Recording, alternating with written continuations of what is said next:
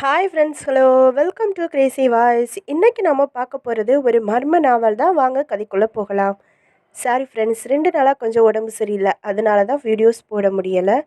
இன்றைக்கி கூட கொஞ்சம் வாய்ஸ் சரி இருக்காது, கொஞ்சம் அட்ஜஸ்ட் பண்ணிக்கோங்க, ஓகேவா? வாங்க கதைக்குள்ளே போகலாம். பகுதி 1. மழை பின்னி எடுத்து கொண்டிருந்தது. வைப்பர்கள் ஒதுக்கி தள்ள தள்ள உடனே உடனே மறைந்தது. 10 அடி தள்ளி எதுவும் தெரியவில்லை. சாலையில் எங்கே பள்ளம் எங்கே மேடென்று புரியவில்லை. காரை ஓரங்கட்டி நிறுத்தினான் ராஜத். கார் டாப்பில் தடதடவென்று கட்டையால் அடித்த மாதிரி மழை விழுந்து கொண்டிருந்தது. ஏற்றிவிடப்பட்ட எல்லா கண்ணாடிகளிலும் கொச கொசவென்று நீர் தெளித்தது. ஹெட்லைட்டை அணைத்ததும் பிரபஞ்சமே இருட்டானது. நெஞ்சின் துடிப்பு அதிகரிப்பதை அவனால் உணர முடிந்தது. காரின் உள் விளக்கை போட்டான். பக்கத்து சீட்டில் ஷியாமின் கைப்பையே இருந்தது. அதில் நிச்சயம் சிகரெட் இருக்கும். எடுத்து புகைக்கலாமா என்று யோசித்தான். தயக்கம் வென்றான். இருந்தது. கிளிக். புகை வெளியேற 1/4 இன்ச் தன் பக்க கண்ணாடியை இறக்கினான். அந்த இடைவெளிக்குள் மழை சீற்றமாக துப்பியது. விரல்களுக்கிடையில் சிகரெட் நடுங்கியது. தூரத்தில் ஒரு ஜோடி ஹெட்லைட்ஸ் நெருங்கின. போலீஸ் வேனாக இருந்து கிட்டே வந்து நிறுத்தி கேள்வி கேட்பார்களா? உடனே உள்விளக்கை அணைத்தான். யார் சார் நீங்க? இங்க என்ன பண்றீங்க என்றால். மழை ஜாஸ்தியாக இருக்கிறதால ஓட்டுறதுக்கு சிரமமாக இருக்குது, அதான் குறையட்டுமேனு வெயிட் பண்ணுறேன் என்று சொல்ல வேண்டும். இது உங்கள் காரா? லைசன்ஸ் இருக்கா என்றால். இது என் ஃப்ரெண்டு ஷியாமோட காரு, என்கிட்ட டிரைவிங் லைசன்ஸ் இருக்குது என்று சொல்ல வேண்டும். பின் சீட்டில் யார் அது என்றால். என் ஃப்ரெண்டு ஷியாம் தான் என்று சொல்ல வேண்டும். அவருக்கு என்ன, ஏன் படுத்திருக்காருன்னா? உடம்பு சரியில்லை, ஜுரம், ஆஸ்பத்திரிக்கு தான் அழைச்சிட்டு போயிட்டுருக்கேன் என்று சொல்ல வேண்டும். ஊருக்கு வெளியிலேயே ஆஸ்பத்திரி இருக்குன்னா? வழி தப்பி வந்துட்டேன், பக்கத்தில் நல்ல ஆஸ்பத்திரி எங்கே சார் இருக்குன்னு விசாரிக்கணும். அந்த இரட்டை வெளிச்சங்களுக்கு சொந்தமான லாரி இந்த மாருதியை பற்றி சட்டை செய்யாமல் தண்ணீரை அள்ளி இறைத்து கொண்டு கடந்து போனதும் ராஜத் பெருமூச்சு விட்டான். சிகரெட் முனை வெளிச்சத்தில் கவனம் பதித்தான். உள் விளக்கை போட்டான். திரும்பி பின் சீட்டில் ஷியாமை பார்த்தான். உடனே கழுத்தை திருப்பிக் கொண்டு விளக்கை அணைத்து விட்டான். அவன் நரம்பெல்லாம் சிலிர்ப்பு ஓடி அடங்கியது. ஷியாம், 7-8 வருடங்களுக்கு முன்பு நீயும் நானும் பழகிய நாட்கள். தொண்டைக்குழி அதிர. எப்படி சிரிப்பாய்! இன்னைக்கு எல்லாரும் படம் துரத்துறது ஒன்று தான் வாழ்க்கைன்னு ஓடிக்கிட்டு இருக்காங்க. மனுஷத்தனை மாறாம நாம கிடக்கிற ஒவ்வொரு நாளும் சொர்க்க வாழ்க்கை. ராஜத், என்று நீ அடிக்கடி சொல்லும் தத்துவத்தை நானே இப்பொழுதுதான் ஒவ்வொரு வருட புது டைரியின் முதல் பக்கத்திலும் எழுதி கொண்டிருக்கிறேன். எங்கே தடம் புரண்டா ஷியாம்? நம்பவே முடியாத அளவுக்கு எப்படி மாறின? உன்னை எந்த அளவுக்கு நேசிச்சனோ அந்த அளவுக்கு வெறுக்கிற அளவுக்கு உனக்குள்ள 1000 மாற்றங்கள் நிகழ்ந்தது. எப்படி?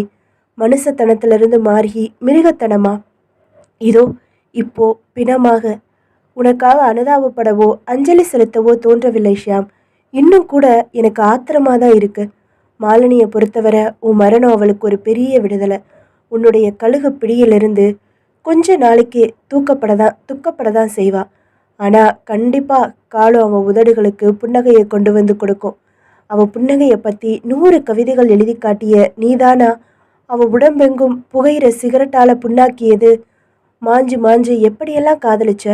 அவள் வெட்டி எடுத்த நகை துணுக்கு கூட புதப்பொருள் ஆராய்ச்சியாளனை போல பத்திரப்படுத்தினியே. அவள் உதடு துடைச்ச நாப்கின் தான் உன் உதடு துடைப்பேன்னு போரில் வென்ற இராணுவ தளபதி போல சொல்லிக்குவியே. என் தேவதை என் தேவதைன்னு சொல்லுவியடா முட்டாள். தேவதையை ஆராதிக்க வேண்டுமே ஒழிய சித்திரவதை செய்யக்கூடாதுன்னு உனக்கு தெரியாமல் போனது எப்படி? உன்னோட சுயரூபம் வேறன்னு தெரியாமல் போனதால மடத்தனமாக உன் காதலுக்கு தூது போய் உங்கள் காதலை வளர்த்து உங்கள் திருட்டு கல்யாணத்துக்கு எல்லா ஏற்பாடுகளும் செஞ்சு ரெஜிஸ்டர் ஆஃபீஸில் சாட்சி கையெழுத்து போட்டு. ஆனால் அதுக்கெல்லாம் பரிகாரம் தேடுற சந்தர்ப்பந்தான் இது. மழை சற்று ஓய்ந்திருந்தது. ராஜத் சிகரெட்டை வெளியே சுண்டினான். காரை ஸ்டார்ட் செய்தான். நிதானமாக ஓட்டத் துவங்கினான். சாலையில் எதிர் வாகனங்கள் எதுவும் இல்லை. மலைத்துளிகள் ஹெட்லைட்டை எல்லைக்குள் பிரவேசித்து வைரங்களாக மாறி விழுந்தன. 1 கிலோமீட்டர் தாண்டியதும் அந்த திறந்த வெளி குப்பை தொட்டி பகுதி. நிதானப்படுத்தினான். 3 ஏரியாக்களின் தினசரி குப்பைகள் லாரி லாரியாக வந்து அந்த புறம்போக்கு பகுதியில் கொட்டப்படுவதை ஃபேக்டரிக்கு சொல்லும்போது மூக்கை பிடித்தபடி கவனித்து வைத்தது இப்பொழுது உதவுகிறது. குப்பை மலைகளில் ஒரு மலை அருகே காரை நிறுத்தினான். இறங்கினான். மழை நின்று போயிருந்தது. கர்ச்சிஃப் எடுத்து மூக்கின் மேல் கட்டி கொண்ட பிறகு நெடி தாக்கியது. குப்பை மலையின் குப்பை மலையின் ஒரு பகுதியை தேர்வு செய்தான். சாலையிலிருந்து கண் பார்வையில் அகப்படாத பத்திர பகுதி. காருக்கு வந்தான். பின்கதவை திறந்து ஷியாமை தூக்கினான். பின்சீட் முழுக்க இரத்த சகதி. ஷியாமின் நெஞ்சு பகுதியின் இரத்தம் தன் உடைகள் மேல் பட்டு விடாமல் கவனமாக பின்புறமாக கைகளை கொடுத்து தரையில் இறக்கியதும் தடதடவென்று இழுத்து போனான். அந்த சரிவு பகுதியில் அவனை கிடத்தினான். சுற்றும் முற்றும் தேடி ஒரு அகல தகரம் பொறுக்கினான். இப்பொழுது குப்பையின் மேட்டு பகுதியில் நின்று கொண்டு தகரத்தால் குப்பைகளை தள்ளி ஷியாம் மேல் சரிக்க துவங்கினான். மழை காரணமாக சொதசொதவென்று வலிக்கியது. கால்கள் உள்ளே போயின. அரை மணி நேரத்தில் ஷியாம் குப்பைக்கடியில் சமாதி. தகரத்தை வீசி எறிந்தான். நடந்தான். காரை அருகில் இருந்த குளத்திற்கு எடுத்துச் சென்றான். காரில் இருந்த பெட்ரோல் கேனில் தண்ணீர் நிரப்பி எடுத்து ஊற்றி காரின் பின் சீட்டை ஒரு இரத்த புள்ளி கூட இல்லாமல் கழுவ நிறைய நேரம் பிடித்தது. தன் கை கால்களை கழுவிக்கொண்டான். மற்றும் ஒரு சிகரெட்டை புகைத்தபடி காரை ஓட்டினான். சென்ட்ரல் ரயில் நிலையத்திற்கு வந்து பார்க்கிங் பகுதியில் காரை நிறுத்தி பூட்டினான். சாவியை பைக்குள் வைத்து கொண்டு நடந்து வெளியேறி மீட்டருக்கு மேல் 10 ரூபாய் கேட்ட ஆட்டோக்காரனிடம் சண்டைக்கு போகாமல் சம்மதித்து ஏறிக்கொண்டான். புரசைவாக்கத்திற்கு போவதற்குள் வேண்டுமென்றே 3 ஆட்டோக்கள் மாறினான். தன் தெருவுக்கு 3வது தெருவிலேயே இறங்கிக் கொண்டு ஆட்டோ போனதும் நடந்தான். ராஜத் தான் தங்கியிருக்கும் அறைக்கு வந்து சேர்ந்ததும் முதல் காரியமாக குளித்தான். சட்டை பேண்டை துவைத்து காய போட்டான். ஷூக்களை கழுவினான். வேறு உடையில் கட்டிலில் சாய்ந்து கொண்டு அமர்ந்தான். யோசித்தான். எங்கேயாவது தப்பாயிருக்கா? நாளைக்கு என்ன நடக்கும்? ஷியாம் இரவு முழுக்க வீட்டுக்கு வரலைன்னு மாலினி பதைப்போடு போலீஸ் ஸ்டேஷனில் புகார் கொடுப்பா. போலீஸ் கார் நம்பரை கேட்கும், சொல்லுவா. சீக்கிரமாகவே சென்ட்ரல் ஸ்டேஷன் வாசலில் காரை கண்டுபிடிச்சிடுவாங்க. ஷியாம் சென்ட்ரலில் இருந்து புறப்படுற ஏதோ ஒரு ரயிலில் எங்கேயோ போயிட்டு தான் நினைப்பாங்க. ராஜத் கண்களை மூடினான். மூடியதுமே ரத்தம் அப்பின ஷியாம் நினைவுக்கு வர இமைகளை உதறினான். நெஞ்சு கூட்டுக்குள் ஒரு ரயில் ஓடிக்கொண்டிருந்தது. தடக் தடக் தடக் தடக். பகுதி 2. மின்சார ரயில் ஓடிக்கொண்டிருந்தது. கதவருகில் கம்பியை பிடித்து நின்று மாலை காற்றை முகத்தில் வாங்கி கொண்டிருந்தான் ராஜத். சற்று தள்ளி உட்கார்ந்திருந்த மதுமிதாவையே பார்த்து கொண்டிருந்தான். அவள் கையில் கடலை பொட்டலம் இருக்க இவன் இங்கே இருந்தே ஆக்காட்டினான். அவள் ஒரு விரலை மடக்கி காட்டிவிட்டு தன் வாயில் போட்டுக்கொண்டாள். அவள் முகத்தின் குறுக்கே காற்றில் வந்து விழுந்த கூந்தல் சுருளை அவள் சரி செய்து விடக்கூடாதென்று பதைத்தான். மதுமிதாவோ இயல்பாக அதை சரி செய்து கொள்ள ச போ என்று முன்னெற்றியில் தட்டி அபிநயத்தான். அவள் புரியாமல் வாய் நிறைய கடலையுடன் என்ன என்று அபிநயத்தாள். ஒன்றுமில்லை என இவன் தலையசைக்க மதுமிதா நின்று கொண்டிருந்த ஒரு பெண்ணுக்கு தன்னிடத்தை தர்மம் செய்துவிட்டு நின்று கொண்டிருந்தவர்கள் நடுவில் நீந்தி இவனிடம் வந்தாள். என்ன சொன்னீங்க ராஜத்? இதை கேட்கறதுக்காக நீ இத்தனை பேருக்கு ஒத்தடம் கொடுத்துட்டு வரணும்? ஒத்தடமா? பின்ன கொடுத்து வச்சிருக்க வேணாமா? ஏய்! ராஜத் கையில் மிச்ச கடலைகளை கொட்டி காகிதத்தை பறக்க விட்டாள். அது அடுத்த ஜன்னல் வழியாக உள்ளே வந்து ஒரு தாத்தா முகத்தில் படிய சாரி என்று வழிந்தாள். இப்படி ஏதாச்சும் செஞ்சுக்கிட்டே இருமது. ஏன்? உன் முகத்தில் மாறி மாறி வர்ற ஒவ்வொரு எக்ஸ்பிரஷனையும் ரசிக்கிறதுக்கு தான். சரி, முதல்ல என்ன சொன்னீங்க? காற்றுல உன் முகத்தில் ஹேர் வந்து விழுந்துச்சு. அப்படி பார்க்குறப்போ பொயாட்டிக்காக இருந்துச்சு. அடுத்த செகண்டே நீ சரி செஞ்சு தொலைச்சிட்ட. அதான் சேர்ன்னு அழுத்துக்கிட்டேன். இப்போ அதே மாதிரி எடுத்து விட்டுக்கட்டுமா? நீயா செஞ்சால் நல்லா இருக்காது. அது தானாக அமையணும். பாலைவனத்தில் விளைற மணல் வரிகள் மாதிரி. அதை யாராச்சும் ஆர்ட் டைரக்டர் வச்சு செய்ய முடியுமா? இப்படி கவிதையாக பேசியே என்னை வீழ்த்தியாச்சு. காதல் என்ன யுத்தமா? பல பேருக்கு அப்படித்தானே இருக்குது. தப்பு. காதலிச்சு கல்யாணம் பண்ணிக்கிறது தான் சிலருக்கு யுத்தம். காதல் it's self is not you are. பின்ன காதல் என்ன? அது பிளைன்மேன்ஸ் டச். உணரத்தான் முடியும். ஜூனியர் விகடனில் 100 பேர் எழுதினாலும் அனுபவிக்காதவங்களே கண்டிப்பாக புரிஞ்சுக்க முடியாது. We are lucky. நான் உங்களை காதலிக்கிறேன்னு எப்போ சொன்னேன்? எதுக்கு சொல்லணும்? அந்த அம்மாவாவது தன் குழந்தைகிட்ட நான் உன் மேலே பாசமாக இருக்கேன் கண்ணுன்னு சொல்லிக்கிட்டே இருப்பாளா? நம்ம 2 பேரில் யார் அம்மா யார் குழந்தை? சில சமயம் நீ அம்மா, சில சமயம் நான் அம்மா. இந்த விளையாட்டில் அப்பா கிடையாதா? அதுவும் நாம தான். சில சமயம் நீ அப்பா, சில சமயம் நான் அப்பா. விட்டா தாத்தா பாட்டின்னு எல்லாம் சொல்லுவீங்க. ஏன் ராஜத், ஒரு உண்மையை சொல்கிறீங்களா? ஒன்று தானே? பரவாயில்ல, சொல்கிறேன். பம்பாயில் இருந்தப்போ உங்கள் காலேஜ் நாட்களில் யாரையாச்சும் காதலிச்சிருக்கீங்களா? பொறாம தான் பட்டிருக்கேன். என் ஃப்ரெண்ட்ஸ் செட்டில் ஆல்மோஸ்ட் எல்லாருக்கும் காதலி உண்டு. காதலிக்க ஆரம்பித்ததுமே பைக் வாங்கிடுவானுங்க. நான் மட்டும் கடைசி வரைக்கும் எலக்ட்ரிக் ட்ரெயினில் தான் வந்தேன். இப்போ தான் பைக் வாங்கிட்டீங்களே, வாங்கி என்ன பிரயோஜனம்? நீ உட்கார மாட்டேன்னு அடம் பிடிக்கிறியே. என் ஃபேமிலியில் யாராச்சும் பார்த்துருவாங்கங்கிற பயம்தான் காரணம். ஆட்டோ, ட்ரெயின் இதில் எல்லாம் அந்த பயம் கொஞ்சம் கம்மி. அஃப்கோர்ஸ் ஆட்டோ எனக்கும் வசதி தான். எப்படி வசதி? செலவு அதிகமாகுதே. ஆகட்டும், 2 கையும் ஃப்ரீயாக இருக்குதே. ஏய், நீ இப்படி சொல்கிறத பதிவு செஞ்சு காப்பிரைட்ஸ் வாங்கிடணும் மதுமிதா. உள்ள இன்ச்சு இன்ச்சாக கலக்குது. இதுக்குரிய சொல்லுவியே? நோ, சி, இது சுமார் தான். சரி, காலேஜ் டேஸில் சைட்டாவது அடிச்சிங்களா? அது இல்லைன்னா சோறு இறங்குமா? ஈவினிங் காலேஜ் முடிஞ்சதும் வீட்டுக்கு வந்து ட்ரெஸ் மாற்றிக்கிட்டு வெளியில் போகிறது வேற எதுக்காக? ஒருத்தி கூட உங்கள் மூஞ்சியை ரசிக்கலையா? பம்பாய் கேர்ள்ஸ் உன்ன மாதிரி இழிச்சு வாங்கி கிடையாது. 2 மினிமம் டொயோட்டோ கார் இருந்தால் தான் லுக்கே விடுவாங்க. டொயோட்டோ கார்னு சொன்னதும் எனக்கு என் ஃப்ரெண்டு ஷியாம் ஞாபகம் வருது. அவர்கிட்ட அந்த கார் இருந்துச்சா? இருக்கிறதா நடிச்சாரா? ஆமாம், அதுவும் காதலுக்காக தான். மாலினின்னு ஒரு பொண்ணு, ரொம்ப அழகா இருப்பா. பணக்கார வீட்டு பொண்ணு. அவளை காதலிச்சே ஆகணும்னு இவனுக்கு சபதம். அதுக்காக தன் ஃப்ரெண்டோட டொயோட்டோ காரை இவன் ஒரு வாரம் மட்டும் வச்சுக்கிட்டு சுற்றி அவளை பிடிச்சிட்டான். அவங்க 2 பேர் காதலும் டெவலப் ஆகிறதுக்கு நான் நிறையா ஹெல்ப் செஞ்சேன். ஒரு ஃப்ராடுக்கு உதவின நீங்களும் ஃப்ராடு செஞ்சதா தானே அர்த்தம்? ஒரு நல்ல காரியத்துக்கு போய் சொல்லலாம்னு 2000 வருஷத்துக்கு முன்னாடியே பர்மிஷன் கொடுத்துருக்காரே வள்ளுவர். ஒரு பொண்ணை ஏமாத்துறது நல்ல காரியமா? காதல் நல்ல காரியம் இல்லையா? சரி, அப்புறம் என்னாச்சு? உண்மை தெரிஞ்சு அவள் கோவப்பட்டாளா? அதான் இல்லை, அவளுக்கு முதல்லையே தெரியுமா இவன் நடிக்கிறதையெல்லாம் நம்புற மாதிரி அவளும் நடிச்சிட்டு இருந்தாளாம்.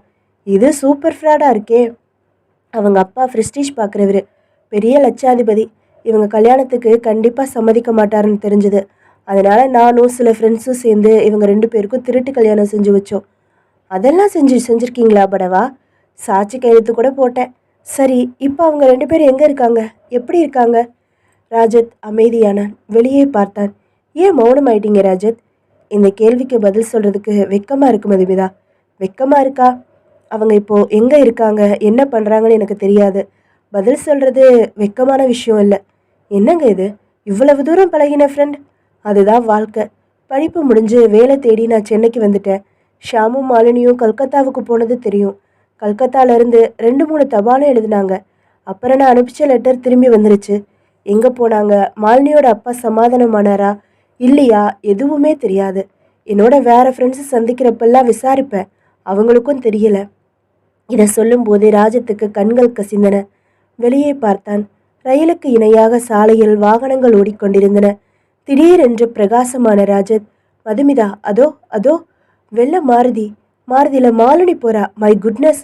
கிட்டத்தட்ட கத்தியே விட்டான். எங்க எங்க பரபரத்தால் மாலினியா? ராஜத் சுட்டி காட்டிய அந்த கார் பார்வையை விட்டு மறைந்து விட்டது. நல்லா பார்த்தீங்களா ராஜத்? நல்லா பார்த்த மது, அது மாலினி தான். அப்போது காரை ஓட்டுனது ஷியாமா தான் இருக்கணும். சே, என்னால் நம்பவே முடியலம்மா. மை காட், அப்போது அவங்க சென்னையில் தான் இருக்காங்களா? சத்தியமாக எனக்கு சிலிர்க்குது மதுமிதா. சரி, கார் நம்பரை நோட் செஞ்சீங்களா? இல்லையே, எனக்கு தோணலையே. 2 செகண்ட் கூட இருக்காதே, அதுக்குள்ளே வண்டி கிராஸ் ஆயிடுச்சு. அவங்க எங்கே இருக்காங்கன்னு எப்படியாச்சும் கண்டுபிடிக்கணும் மதுமிதா. ராஜத் தலையை எக்கி சாலையில் நெடுந்தூரம் பார்த்தான். கார்கள் கார்கள் கார்கள். எந்த வெள்ளை மாருதி? பகுதி 3. எந்த வெள்ளை மாருதி? அடுத்த கொஞ்ச நாட்களுக்கு ராஜத்திற்கு இந்த கேள்வியின் குடைச்சல் அகலவே இல்லை. எங்கே போனாலும் சாலையில் போகிற ஓரமாக நிறுத்தி வைக்கப்பட்டிருக்கிற வெள்ள மாருதிகளை எல்லாம் உன்னிப்பாக பார்க்க ஆரம்பித்தான். தான் பார்த்தது மாலினியத்தானா என்று சந்தேகமே வர ஆரம்பித்து விட்டது. அன்னைக்கு மதுமிதாவும் அவனும் ஒரு பரிசு பொருள் வாங்கி கொண்டு ஸ்பென்சர்ஸ் ஓஃபன் லிஃப்டில் கீழே இறங்கி கொண்டிருக்கும் போது கீழே ஒரு கடையின் வாசலில் வெளிப்பட்டு நடந்த மாலினியை பார்த்து விட்டான். மதுமிதா, அதோ கீழே வெள்ளை கலர் காட்டன் சேலையில் போகிறாங்க பாரு, அதான் மாலினி. ஐயோ, இந்த லிஃப்ட்டு இன்னும் சீக்கிரமாக கீழே இறங்கக்கூடாதா? நீ அவங்கள பார்வையிலிருந்து தப்ப விட்டுடாத. லிஃப்ட் கீழே இறங்கி வந்து வெளிப்பட்டு தேடினால் மாலினியை காணோம். வெளியே ஓடிப்போய் தேடி காத்திருந்த 2 வெள்ளை மாருதிகளை கண்காணித்தார்கள். இந்த 2 காரில் 1 மாலினியோட தான் இருக்கலாம். எப்படியும் வண்டிக்கு வந்து தானே ஆகணும், வெயிட் பண்ணலாம். அந்த வண்டிகளுக்கு வேறு யாரோ வந்து புறப்பட்டு போய்விட சிரித்த மதுமிதா, உங்களை பார்த்தா ஐயோ பாவமாக இருக்கு ராஜத் என்றார். என்னோட தவிப்பு உனக்கு கிண்டலா இருக்கா? இதே தவிப்பு உங்கள் ஃப்ரெண்டுக்கு இருக்கிற மாதிரி தெரியலையே. உங்கள் அட்ரஸ் அவங்கக்கிட்ட இருக்குல்ல, காண்டாக்ட் பண்ணியிருக்கலாமே.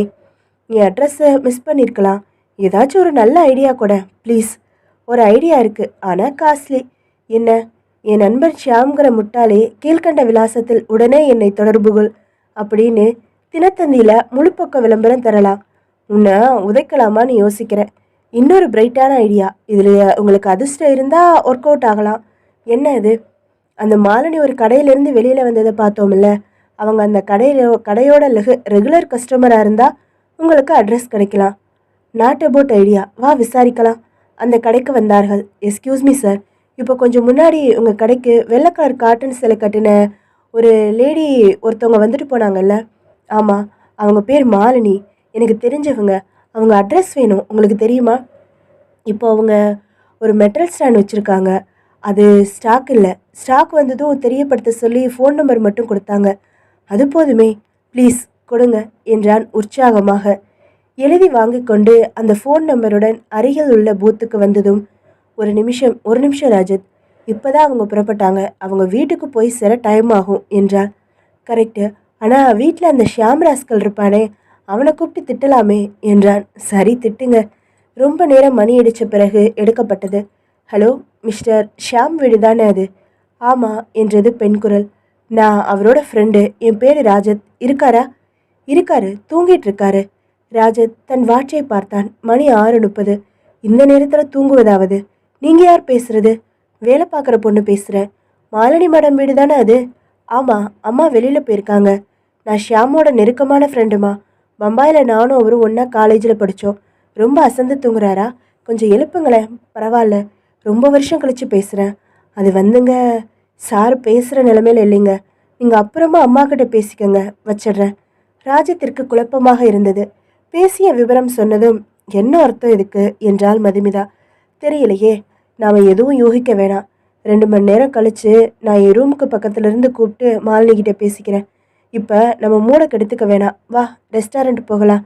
ராஜத் வலிய உற்சாகத்தை வரவழைத்து கொண்டாலும் அவன் முகம் சுரத்திழந்தது.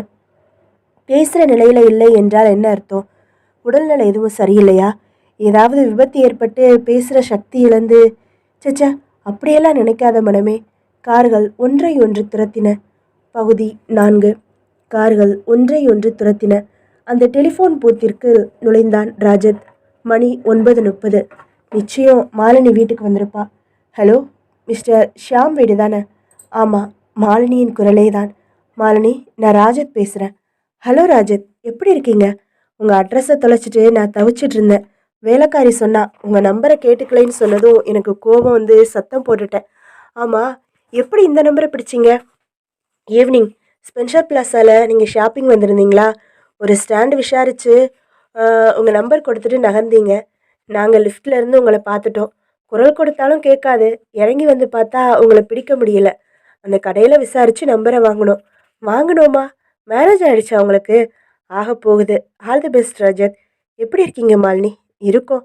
எப்போ வந்தீங்க கல்கத்தாலேருந்து? 4 வருஷமாச்சு. 4 வருஷமா?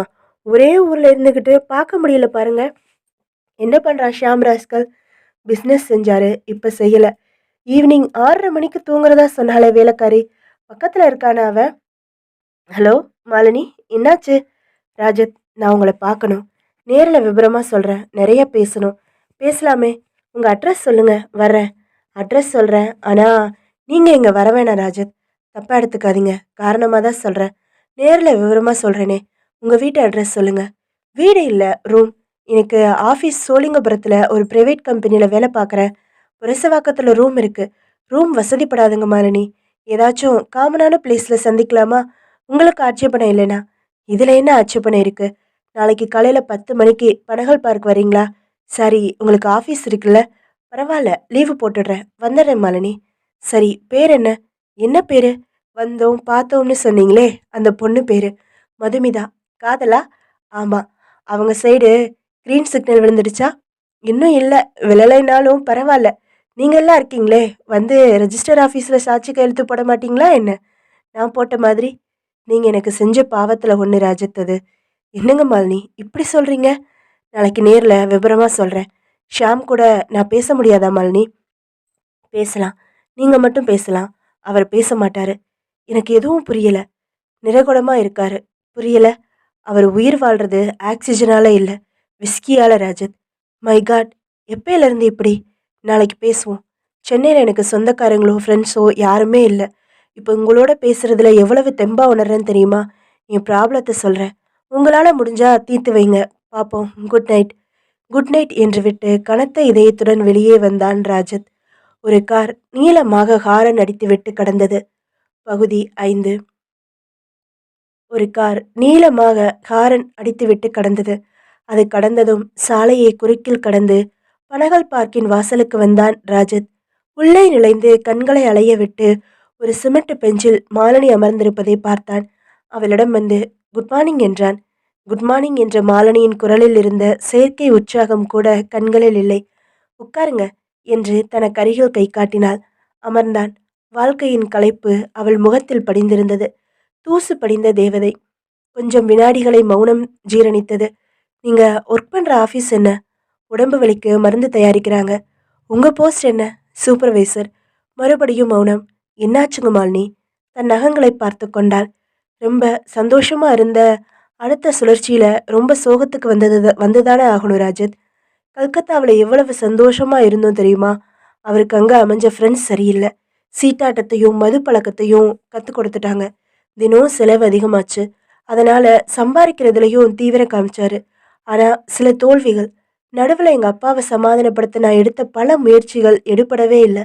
எங்க அப்பா இறந்துட்டாரு ராஜத். தெரியுமா? தெரியாது. ரொம்ப வருஷமா உங்க 2 பேரை பத்தியும் தகவல் இல்லையே மாலினி. எனக்கு எதுவுமே தெரியாது. எங்க அப்பா சாகுறப்போ அவரோட சொத்துக்கள் எவ்வளவு மதிப்பு தெரியுமா? 1,40,00,000.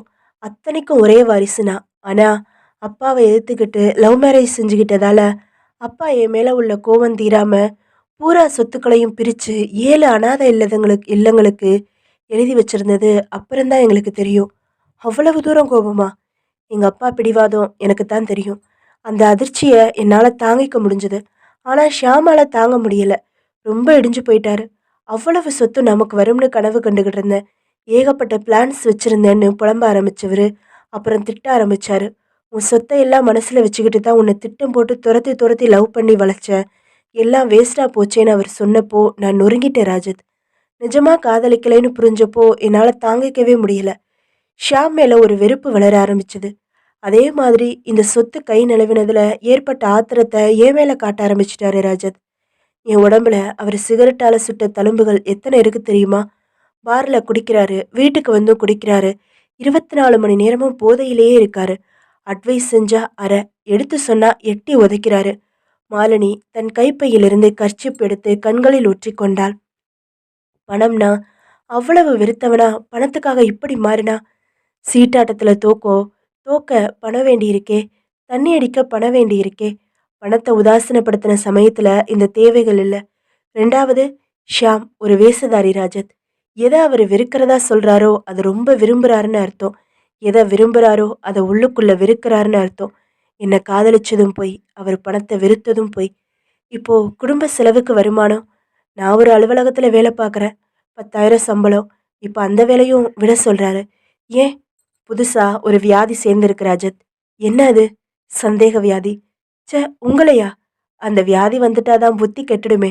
என் ஆஃபீஸ் மேனேஜர் முரளி ஒரு தடவை ரொம்ப லேட்டா ஓவர் டைம் செஞ்சுட்டு புறப்பட்டதால தன்னோட கார்ல என்னை வீட்டில் ட்ராப் செஞ்சுட்டு போனாரு. அன்னையிலிருந்து அவரையும் என்னையும் இணைச்சு பேச ஆரம்பிச்சிட்டாரு. கேட்கக்கூடாத கேள்வியெல்லாம் கேட்பாரு. ஏண்டி தலை கலைஞ்சிருக்கு, முரளியோட படுத்துட்டு வந்தியான்னு பச்சையா கேட்பாரு. Indecent idiot. ஒரு தடவை முரளிக்கு ஃபோன் பண்ணி இது வரைக்கும் நீ என் பொண்டாட்டியோட எத்தனை தடவை ஜாலியாக இருந்திருக்கேன்னு கேட்டுட்டாரு. முரளி ரொம்ப அப்செட். நான் ரொம்ப சமாதானப்படுத்தினேன். எனக்காக பரிதாபப்படுறாரு. ஃப்ரீயாக எந்த சில்மிஷமும் இல்லாமல் பழகிட்டு இருந்த அவர் இப்பெல்லாம் ஆஃபீஸ் வேலையாக கூட என்ன தன்னோட ரூம்குள்ளே கூப்பிட்டு பேசுகிறதே இல்லை. எங்களோட நல்ல நட்பு உடஞ்சிடுச்சு. உங்களை வீட்டுக்கு வர வேணாம்னு சொன்னதுக்கு இதுதான் காரணம். நீங்கள் ரொம்ப வருஷம் பழகின ஃப்ரெண்டாச்சேன்னு பார்க்க மாட்டாரு. பச்சையாக ஏதாச்சும் பேசலாம். என்னை பற்றி படு மோசமாக என்ன வச்சுக்கிட்டே சொல்லலாம். பல தர்ம சங்கடங்களை தவிர்க்கிறதுக்காகத்தான் நான் வீட்டுக்கு வர வேணாம்னு சொன்னேன். தலை குனிந்து அமைதியானால் மாலினி. கார் வைத்து அழுத்தியது போல் தொண்டை அடைத்தது ராஜத்திற்கு. இந்த நிலைமை மாற என்ன வழிங்க மாலினி? ஏதாச்சும் அற்புதம் நிகழ்ந்து ஷியாம் மனசு தெளிவானாதான் உண்டு. அவனை இப்போ போதை பழக்கத்திலிருந்து வெளியில மீட்டுக்கிட்டு வரணுமுங்க. அதுக்கப்புறம் தான் எந்த அட்வைஸும் உள்ள இறங்கும். முயற்சி செஞ்சுட்டேன் ராஜத். என்ன செஞ்சீங்க?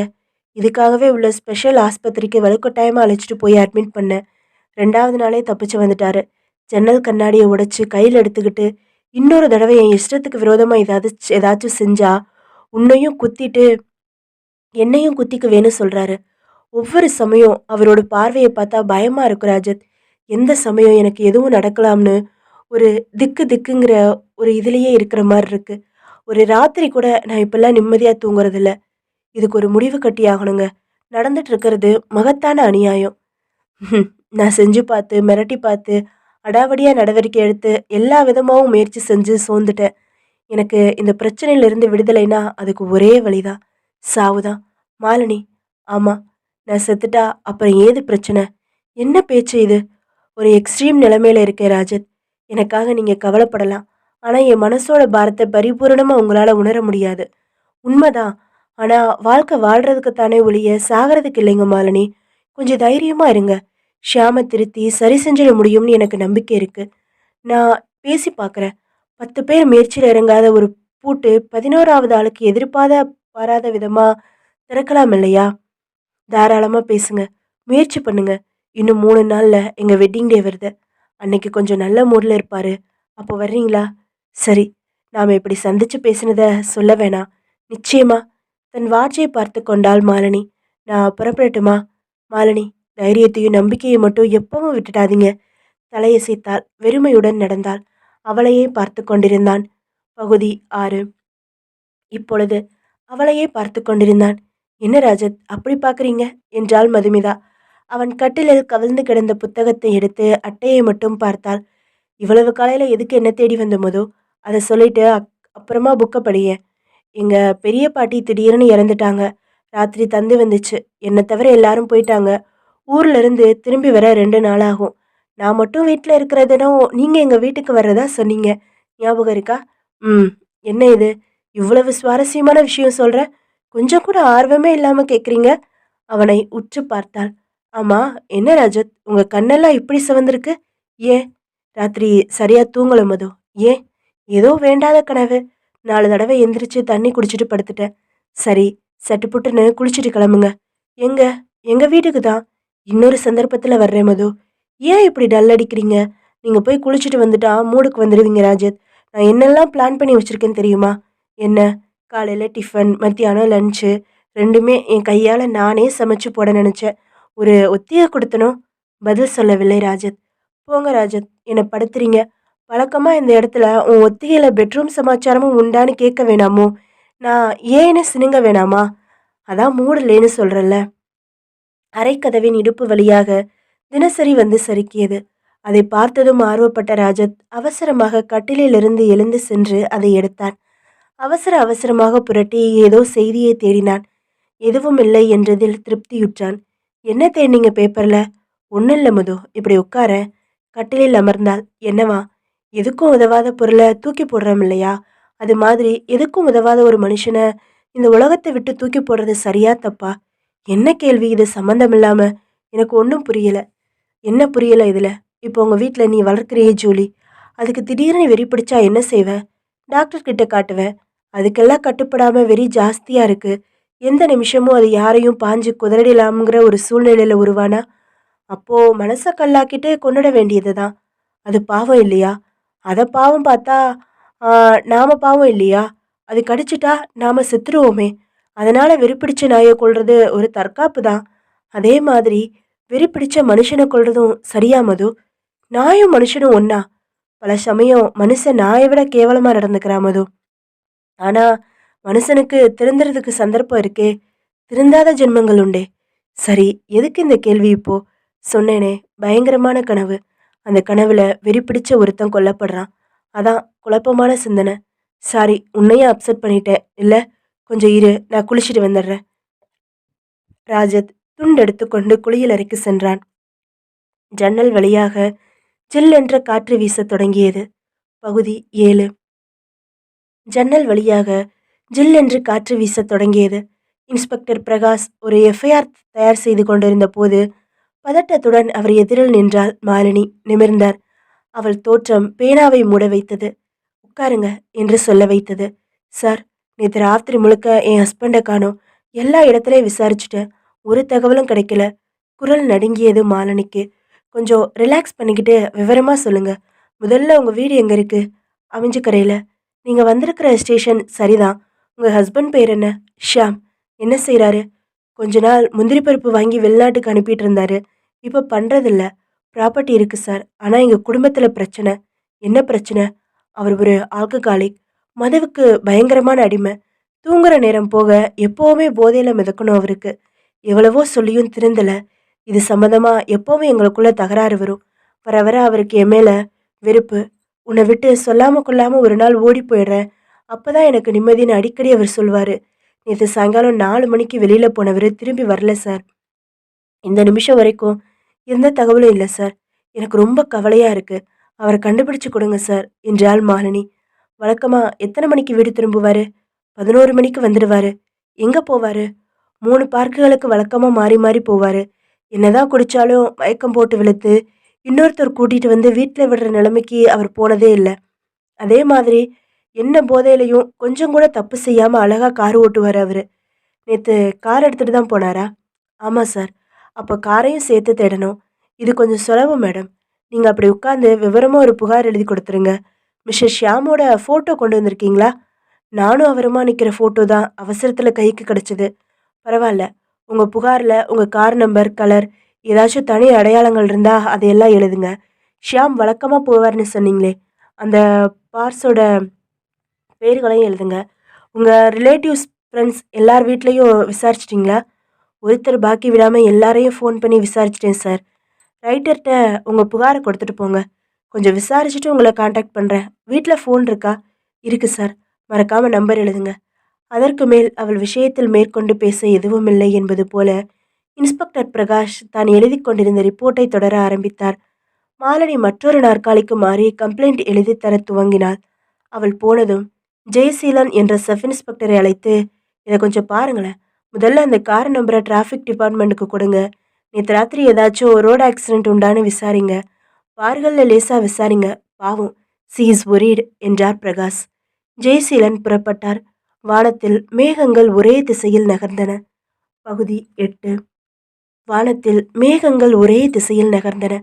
தகவல் கிடைத்த 10வது நிமிடத்தில் இன்ஸ்பெக்டர் பிரகாஷும் சப் இன்ஸ்பெக்டர் ஜெயசீலனும் ஜெனரல் ரயில்வே ஸ்டேஷனில் இருந்தார்கள். ஷியாமின் வெள்ளை மாருதி இளைஞனின் தலையில் ஒற்றை நரைமுடி போல தனியாக பளிச்சென்று நின்றிருந்தது. சுற்றிலும் பல கார்கள் அதை அடைகாத்தன. பிரயாணம் தொடங்கும் மக்கள் பவுடருடனும் பிரயாணம் முடிந்த மக்கள் பவுடர் கலைந்து கக்கத்தில் வியர்த்து எதிரும் புதிருமாக பிரதேசமெங்கும் நடந்து கொண்டிருந்தார்கள். ஆட்டோக்காரர்கள் அடுத்த இளிச்சவாயன்களுக்காக காத்திருந்தார்கள். பிரகாஷ் கர்ச்சிப் போட்டு காரின் 4 கதவுகளையும் முயற்சித்து பார்த்தார்.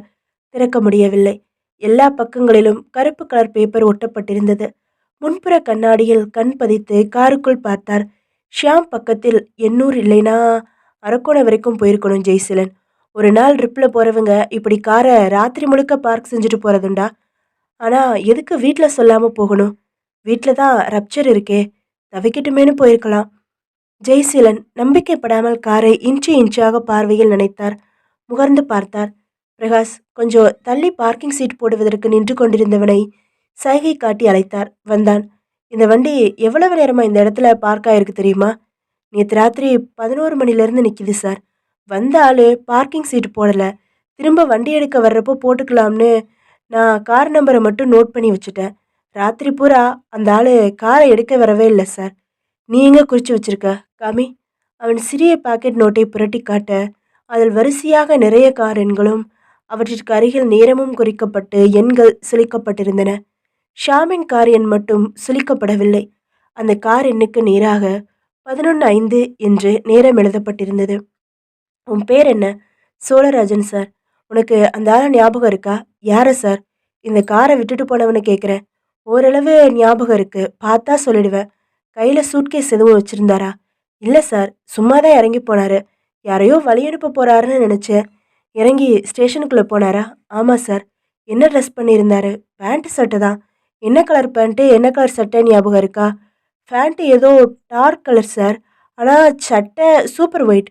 முழுக்கை சட்டை சார். நான் கூட என் பக்கத்துல இருந்தவங்கிட்ட, "அங்க பார்றா மாப்ள, ஒரு நிர்மா பார்ட்டி வருதுன்னு" கமெண்ட் அடிச்சேன் சார். வெள்ளை சட்டை போடுறவங்கள நிர்மா பார்ட்டின்னு விளையாட்டா சொல்லிக்குவோம் சார். கருப்பு சட்டைக்கு என்ன பேரு? கரண்ட் கட் பார்ட்டின்னு சொல்லுவோம். கரண்ட் கட் ஆனா இருட்டாயிடும்ல, அதனால. ஜெயசீலன் சட்டென்று தன் பேண்ட் பாக்கெட்டிலிருந்து ஷியாமும் மாலினியும் சேர்ந்திருக்கும் போட்டோவை எடுத்து மடக்கி, "நேத்து ராத்திரி நீ பார்த்தது இவரையான்னு பார்த்து சொல்லு" என்றார்.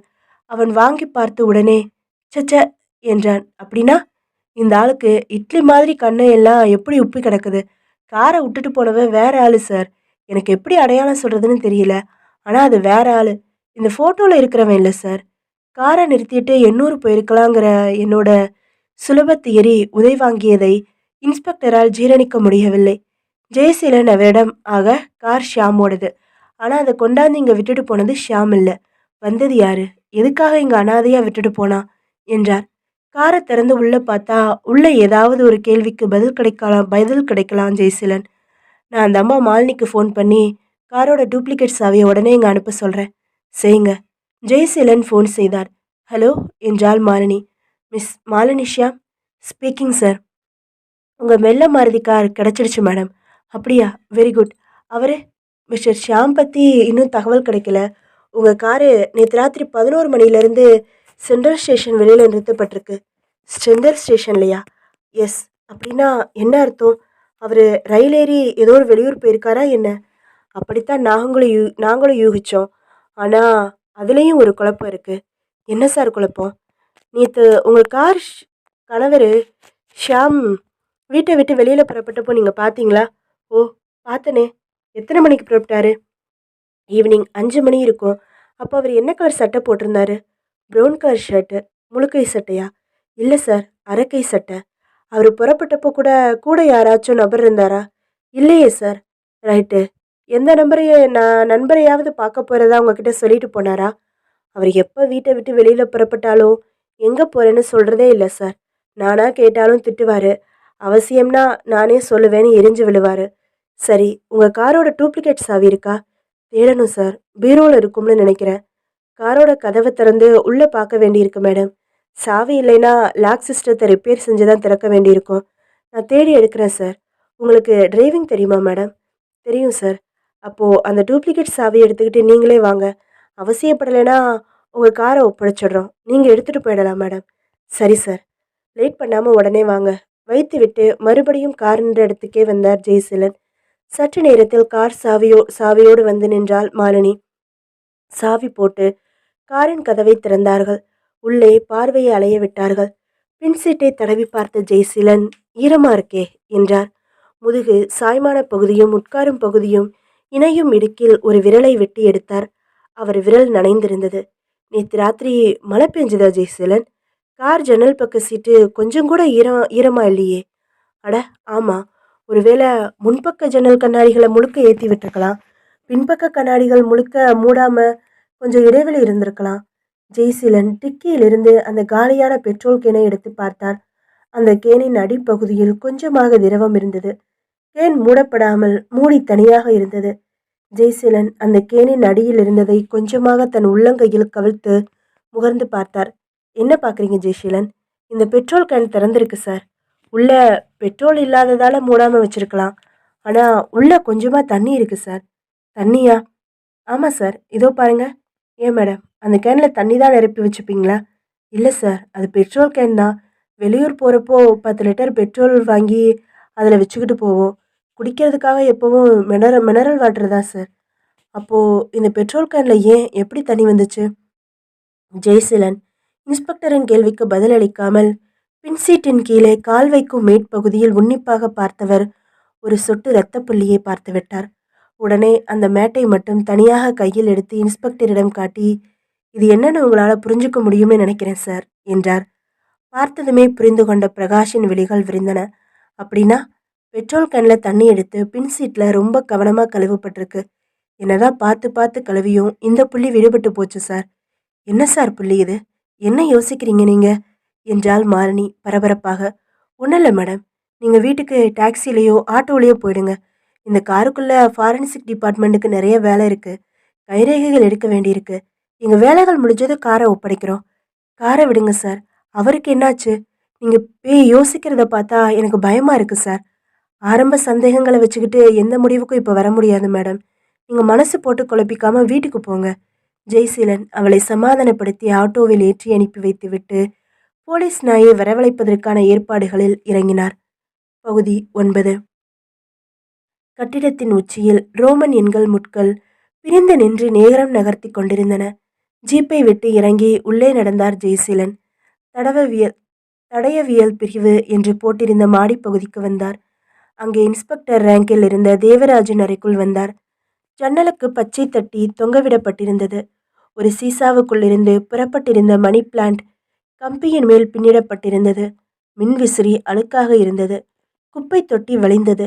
கட்டிடத்தின் ஏதோ ஒரு பகுதியில் சில வினாடிகள் இடைவெளிகளில் டெலிஃபோன்கள் ஒலித்துக் கொண்டிருந்தன. வாங்க ஜெய்சீலன், உட்காருங்க. நான் கொடுத்த ஒர்க்ஸ் முடிஞ்சிடுச்சா சார்? ஆச்சே என்ற ஒரு ஃபைலை எடுத்து வைத்துக்கொண்டு, ரிப்போர்ட் டைப்பாக இருக்கு, இப்போ வந்துடும். மேனுவல் காஃபி இருக்கு, கேளுங்க. உங்கள் சந்தேகம் என்ன? பதில் சொல்கிறேன். அந்த மேட்டில் இருந்த சிவப்பு புள்ளி அது மனுஷ ரத்தம் தான். அதோட தன்மையை வச்சு அந்த ரத்தத்துக்கு சொந்தக்காரனுக்கு ஏதாவது விபரீதம் நடந்திருந்தா எப்போ நடந்திருக்கலாம்னு உத்தேச சம்பவ நேரம் கேட்டிருந்தேன். அதோட உரைத்தன்மை வச்சு பார்த்ததுல நேற்று ராத்திரி 7 இல்லைன்னா 7:30 மணி சுமாருக்கு ரத்தம் உடலை விட்டு வெளியில வர்றதுக்கான சம்பவங்கள் நிகழ்ந்திருக்கலாம். அது விபத்தாகவும் இருக்கலாம், திட்டமிட்டு நடத்தப்பட்ட விபரீதமாகவும் இருக்கலாம். ஷியாமை பற்றி 2 நாளாக எந்த தகவலும் இல்லை. அதனால நாங்கள் விபரீதத்தை தான் சிந்திக்கிறோம். சுச்சுவேஷன் தான் நேற்று உங்கள் கூட டிஸ்கஷன் செஞ்சது. இப்போ எங்கள் யூகம் என்னென்னா, ஷியாமை அந்த வெள்ளை சட்டைக்காரன் காரில் வச்சு கொலை செஞ்சுருக்கலாம். பாடியை எங்கேயோ எப்படியோ டிஸ்போஸ் பண்ணிவிட்டு காரை கழுவிட்டு சென்ட்ரலில் நிறுத்திட்டு கூலாக போயிட்டான். ஒழுங்காக கழுவாததால் மாட்டிக்க போகிறான். ரைட். முதல்ல எல்லாம் ஊர்ஜிதம் செய்யணும் சார். எங்கள் யூகத்துக்கு ஆதாரம் வேணுமே. பாடி கிடைக்கணும், வெப்பன் கிடைக்கணும், அப்புறம் ஆளை பிடிக்கணும். அப்புறம் பெட்ரோல் கேனில் மிச்சம் இருந்த தண்ணியை சோதனை செய்ய சொல்லியிருந்தேனே, அது குளத்தில் தேங்கியிருக்க தண்ணி. கொஞ்சம் பாசி பிடிச்ச குளம். இன்னொரு முக்கியமான பாயிண்ட், தோல் பதனிடும் ஏதோ ஒரு தொழிற்சாலையோட கழிவுகள் அந்த குளத்தில் கலந்துருக்கு. வாட்டரில் உள்ள கண்டெய்னர்ட்டை வச்சு இதெல்லாம் நான் சொல்கிறேன். ஒன்று சொல்கிறேன் சார். சென்னையில் தோல் பதனிடும் தொழிற்சாலைக்கு பக்கத்தில் இருக்கிற குளங்கள் எத்தனைன்னு பார்க்குறேன். ஒவ்வொரு குளத்துலேருந்தும் வாட்டர் சாம்பிள் கலெக்ட் பண்ணி தர்றேன். எதோட மேட்ச் ஆகுதுன்னு பார்த்துட்டா அவன் காரை கழுவின குளத்தை கண்டுபிடிச்சிடலாம். அடுத்த ஸ்டெப்புக்கு அந்த குளத்தில் ஏதாச்சும் வழி கிடைக்கலாம். கில்லாடியான ஆள் தான் நீங்கள். கோயகட். ஒரு ஆள் செத்துட்டானா இருக்கானான்னு தெரிஞ்சுக்கவே இத்தனை அல்லாடுறீங்களே. ஜெய்சீலன் புன்னகைத்தார் அமைதியாக. பகுதி 10. ஜெய்சீலன் புன்னகைத்தார் அமைதியாக. எதுக்கு ஜெய்சீலன் சிரிக்கிறீங்க என்றார் இன்ஸ்பெக்டர் பிரகாஷ். ஷியாம் கொலை செய்யப்பட்டிருக்கலாம்னு நீங்கள் நினைக்கிறீங்களா? ஜெய்சீலன்னு நீங்கள் கேட்டதும் சிரிப்பு வந்துடுச்சு சார். ஒரு விபரீதம் நடந்திருக்குன்னு ரொம்ப தெளிவாக தெரியுதே சார். காரில் ரத்த துளி, பின் சீட்டை ஒரு குளத்தில் கழுவி இருக்கான். மர்மமான முறையில் சென்ட்ரல் ஸ்டேஷனில் காரை நிறுத்திட்டு போயிருக்கான். ஷியாம் பற்றி எந்த தகவலும் இல்லை. இந்த சூழ்நிலையில் ஷியாம் கொலை செய்யப்பட்டு அவரோட பாடி சாமர்த்தியமாக டிஸ்போஸ் செய்யப்பட்டிருக்கணும்னு ஸ்ட்ராங்காக யூகம் வருதே சார். ரைட்டு.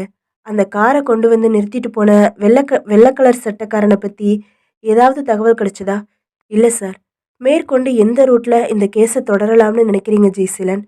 அவன் காரை கிளம்பினது ஒரு குளம்னு தெரிய வந்திருக்கு சார். அந்த குளத்து தண்ணியில் கொஞ்சம் பெட்ரோல் கேனில் இருந்தது, நல்லதாக போச்சு. அதை வச்சு ஆராய்ச்சி செஞ்சு கொடுத்துருக்கிற ரிப்போர்ட் படி பாசி பிடிச்ச அந்த குளத்துக்கு பக்கத்தில் தோல் பதனிடுற யூனிட் ஒன்று இயங்கிக்கிட்டு இருக்கணும் சார். சென்னையில் 3 இடத்துல அந்த மாதிரி யூனிட்ஸ் இருக்குது. அதுக்கு பக்கத்தில் குளங்கள் இருக்குது. அந்த 3 குளத்துல இருந்தும் தண்ணி சாம்பிள் எடுத்து அனுப்பி வச்சுருக்கேன். பெட்ரோல் கேனில் உள்ள தண்ணி எந்த சாம்பிளோட மேட்ச் ஆகுதுன்னு பார்க்க சொல்லியிருக்கேன். அவர் சொல்லி கொண்டிருக்கும் போதே டெலிஃபோன் ஒலித்து, hello inspector Jayaseelan please. Jayaseelan தான் பேசுகிறேன். நான் ஃபாரன்சிக் லேப்லேருந்து தேவராஜ் பேசுகிறேன். சொல்லுங்கள் சார். 3 வாட்டர் சாம்பிள் அனுப்பிச்சிருந்தீங்க இல்லையா? ஆமாம். அதில் சாம்பிள் பியோட பெட்ரோல் கேனில் இருந்த வாட்டர் பர்ஃபெக்டாக மேட்ச் ஆகுது. சாம்பிள் பி எந்த குளத்துலேருந்து எடுத்தீங்களோ அந்த குளத்து தண்ணியில் தான் கார் கழுவப்பட்டிருக்கு. Thank you very much sir. Jayaseelan ஃபோனை வைத்து, சார் அந்த எதிர்பார்த்த ரிப்போர்ட் வந்துருச்சு. சாம்பிள் பி பெட்ரோல் கேன் தண்ணியோட மேட்ச் ஆகுதான் என்றார். அந்த சாம்பிள் எந்த குளத்துலேருந்து எடுத்தீங்க? ஓல்டு மகாபலிபுரம் ரோட்டில் சோழிங்கபுரத்து முன்னாடி ஒரு தோல் பதனிடுற ஃபேக்டரி இருக்கு சார். அதுக்கு பக்கத்துல இருந்து எடுத்தது சார். சென்ட்ரல் ஸ்டேஷன் இருக்கிறது நார்த் சென்னை. கார் கழுவப்பட்டிருக்கிறது சவுத் சென்னை. ஷியாமோட வீடு இருக்கிறது அமைஞ்சிக்கிற. இன்னொரு எக்ஸ்ட்ரீம் எண்ட். எப்படி முடிச்சு போடுறது? முதல்ல சோழிங்கபுரம் பக்கத்துல இருக்கிற அந்த குளத்துக்கு போய் பார்க்கலாம் சார். ரைட்டோ. அரை மணியில் அங்கே இருந்தார்கள். குளம் முக்கிய சாலையை விட்டு சரிந்து கீழே இருந்தது. களங்களாக இருந்தது. நாற்றம் எடுத்தது. கரையில் சில எருமை மாடுகள் மேய்ந்து கொண்டிருந்தன. இந்த 2 நாள்ல சிட்டில அடையாளம் தெரியாம எந்த பாடியும் கண்டெடுக்கப்படல ஜீசலன். ஒரு டெட் பாடிய எப்படியெல்லாம் டிஸ்போஸ் பண்ண முடியும்னு சொல்லுங்க. 1000 வழிகள் இருக்கு சார். கடல்ல வீசலாம், மிதந்து வந்துருமே. பூமியில புதைச்சிடலாம், பாதாள சாக்கடையில போட்டுடலாம், குப்பையோட குப்பையா எரிச்சிடலாம் என்று திரும்பி ஜெய்சீலன் பார்வை தூரத்தில் மலைமலையாய் குவிந்திருந்த குப்பை மேடுகளின் மேல் நிலைத்தது. கொஞ்சம் இருங்க சார். கான்ஸ்டபிள் பக்கம் திரும்பி ஜூலிய ஜீப்ல இருந்து இறங்கி அந்த குப்பமேட்டு பகுதிக்கு கொண்டு வாங்க என்றார். ஜூலி அதன் ட்ரெயினருடன் ஜீப்பை விட்டு இறங்கியதும் பாய்ச்சலாக ஓடி வந்தது. குப்பை மேடுகளின் மேல் தாவி ஏறியது. ஒரு சரிவில் இறங்கி 2 முன்னங்கால்களாலும் பரபரவென்று தோண்டி காட்டியது. அடுத்து 2 கான்ஸ்டபிள்கள் முகத்தில் கர்ச்சீஃப் கட்டிக்கொண்டு மண்வெட்டிகளுடன் காரியத்தில் இறங்கினார்கள். 3 அடி ஆழத்திலேயே கிடைத்துவிட்டது ஷியாமின் பிணம். ஜெய்ஷீலன் மூக்கை பொத்திக் கொண்டார். மெயின் ரோட்டில் பஸ்கள் தேங்கி சின்னதாக டிராஃபிக் ஜாமாகி எல்லா முகங்களும் ஒரு பிணம் ஸ்ட்ரக்சரில் வைத்து ஆம்புலன்ஸில் ஏற்றப்படுவதை வேடிக்கை பார்க்க ஒரு வேனுக்கு பின்னால் தேங்கி நின்றன. பக்கில் படகடக்கும் இதயத்துடன் உட்கார்ந்திருந்த ராஜத் எதிர்ப்பட்டவனை கேட்டான். என்னப்பா அங்க கூட்டம்? அந்த குப்பமேட்ல யாரையோ கொலை செஞ்சு புதைச்சிருக்கானுங்க சார். பணத்தை போலீஸ் எடுத்துக்கிட்டு இருக்காங்க. உதட்டிலிருந்து நழுவி போன சிகரெட்டை சுதாரித்து பிடித்தான் ராஜத். மக்கள் கூட்டம் கலைந்து கொண்டிருந்தது.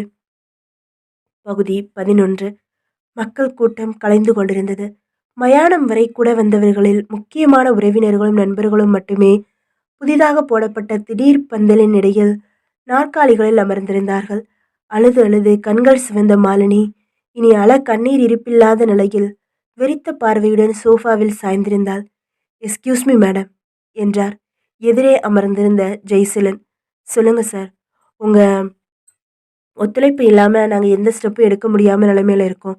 அவரை உயிரோட கண்டுபிடிச்சு கொடுப்பீங்கன்னு நம்பி உங்க டிபார்ட்மெண்ட்டுக்கு வந்தேனே சார். விம்மினால். மன்னிக்கணுங்க. போஸ்ட்மார்ட்டம் ரிப்போர்ட் படி உங்க கணவர் ஈவினிங் 7:30 மணி சுமாருக்கு கொலை செய்யப்பட்டிருக்காரு. நீங்க எங்ககிட்ட காணோம்னு கம்ப்ளைண்ட் கொடுத்தது மறுநாள் காலையில தான். ஸோ நீங்க எங்க டிபார்ட்மெண்ட்டுக்கு வந்த சமயத்துல உங்க கணவர் உயிரோட இல்லை. அவர் இப்போ பிஸ்னஸ் செய்யல, ஃப்ரெண்ட்ஸும் கிடையாது. அவர் வழக்கமா குடிக்கிறதுக்காக போற பார்களில் விசாரிச்சப்பவும் சமீபத்துல யாரோடவும் தகராறு எதுவும் ஏற்படலைன்னு சொல்றாங்க. தனியா ஒரு மேஜையில உட்காந்து யாரோடவும் பேசாம குடிச்சிட்டு போயிடுவார்னு ஷியாமை பத்தி சொல்றாங்க. இந்த சூழ்நிலையில ஷியாமை யார் கொலை செஞ்சிருக்கலாம்னு உங்க யூகம் எங்களுக்கு ரொம்ப முக்கியம் மேடம். இப்போ கூட என் ஷியாமை யாரோ கொண்டுட்டாங்கங்கிறத என்னால் நம்பவே முடியலைங்க சார். எனக்கு அவரோட குடிப்பழக்கம் ஒன்று தான் பிடிக்காது. அவரை காதலிச்சு கல்யாணம் செஞ்சுக்கிட்டவ சார் நான். எங்கள் அப்பாவை எதிர்த்துக்கிட்டு வீட்டை விட்டு வெளியில் வந்து கல்யாணம் பண்ணிக்கிட்டவ. எனக்கு ஷியாமை தவிர வேற உலகமே தெரியாது. இனிமே நான் எப்படி வாழ போறேனே புரியல மேடம்.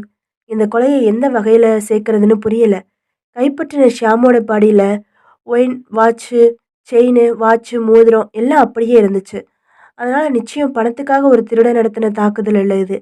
கொலை நிகழ்ந்தப்போ ஷியாம பின் சீட்டில் இருந்திருக்காரு. அப்படின்னா அவரை பின் சீட்டில் வச்சு டிரைவ் பண்ணின முன் சீட்டில் டிரைவ் பண்ணினவ அறிமுகமான ஒரு ஆளாக தான் இருக்க முடியும். கத்தியால் குத்தியிருக்கான். 4 தடவை குத்தியிருக்கான். குத்தின கத்தியை குளத்தில் வீசியிருக்கான். அதை கைப்பற்றியாச்சு. ஏதோ ஒரு முன் விரோதத்தில் ஒருத்தன் இந்த கொலையை செஞ்சுருக்கலாம். அப்போ கூட கொலையை மறைக்க இதுக்காக இத்தனை அபத்தமான முயற்சிகள்னு புரியலை. ஷியாம் கொலை செய்யப்பட்டது உடனே உலகத்துக்கு தெரியக்கூடாதுன்றது அவன் நோக்கமாக இருந்திருக்கு. நல்லா யோசிச்சு பாருங்க. சமீபத்தில் ஷியாமுக்கு எங்கேயாவது யாரோடையாவது தகராறு ஏற்பட்டுச்சா? தலையை குறுக்கில் அசைத்தாள் மாலினி. இல்லையே சார். அவர் நிதானத்தில் இருந்தா தானே யார் கூடவும் சண்டை போடுவார். எப்பவும் இடைவிடாமல் தண்ணியில் மிதக்கிறவர் சார் அவர். ரைட்டு. உங்களுக்கு சமீபத்தில் யாரையாச்சும் அறிமுகம் ஆனாங்களா? இல்லை சார். சமீபத்தில் உங்கள் கணவரோட நடவடிக்கையை பற்றி யாராச்சும் அக்கறையாக விசாரிச்சாங்களா? மாலினியின் முகத்தில் ஒரு சின்ன ஒலிக்கீற்று. சார், ஷியாமோட பழைய ஃப்ரெண்டு ராஜத்தை சமீபத்தில் சந்திச்சேன் சார். சச்சா, அவர் ரொம்ப நல்லவர் சார். விடுங்க. நீங்கள் முதல்ல விவரம் சொல்லுங்கள். அவர் மேலே சந்தேகப்பட எதுவும் இல்லைன்னு லிஸ்ட்ல இருந்து நாங்களே விலக்கிடுறோம். யார் அது ராஜத்? பாம்பேல நான், ஷியாம், இந்த ராஜத் எல்லாரும் ஒரே காலேஜில் படித்தவங்க சார். அப்போ எனக்கும் ஷியாமுக்கும் காதல் ஏற்பட்டப்போ எங்கள் காதல் வளர ராஜத் ரொம்ப ஹெல்ப் பண்ணியிருக்காரு. வீட்டை விட்டு ஓடி வந்து நாங்கள் திருட்டு கல்யாணம் செஞ்சுக்க அவர் தான் உதவியாக இருந்தார். ரெஜிஸ்டர் ஆஃபீஸில் சாட்சி கையெழுத்து போட்ட 2 பேரில் அவரும் ஒருத்தர். அவர் சென்னையில் தான் இருக்காரா? ஆமாம் சார். ஆனால் நடுவில் எங்களுக்குள்ள தொடர்பு இல்லை. சமீபத்தில் தான் அவராக ஃபோன் செஞ்சு பேசினாரு. அப்புறம் நாங்கள் சந்தித்தோம். 4 வருஷமாக நாங்கள் ஒரே ஊரில் தான் இருந்தும் சந்திக்கலை.